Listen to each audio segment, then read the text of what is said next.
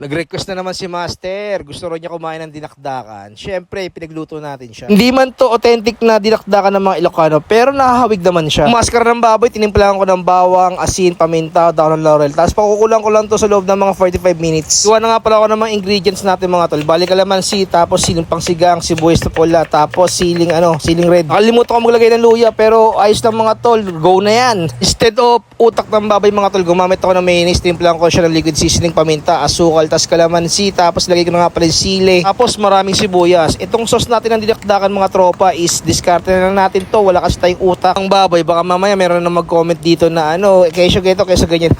Ano lang tayo mga tol, innovative lang tayo sa pagluluto. Hindi man tayo pare-pares ng discarte o method sa pagluluto. Ang importante mga tol, masarap yung kalalabasan, di ba? Bale, inopen ko nga pala yung maskara ng baboy, pero pwede nyo naman din ihawin o kaya prituin, depende sa inyo kung anong trip nyo, di ba? Pagluto na nga pala yung maskara ng baboy mga tol, hiwain ko lang to ng maninipis, depende kung gaano kalaki ang gusto nyo. Tapos ayan mga tol, ihalo natin yung sarsa, yung sauce ng dinakdakan. Nakakatakam na naman tong ginagawa nating ulam o pulutan mga tropa. Parang gusto ko na rin magbenta nito mga tol, abang-abang lang kayo.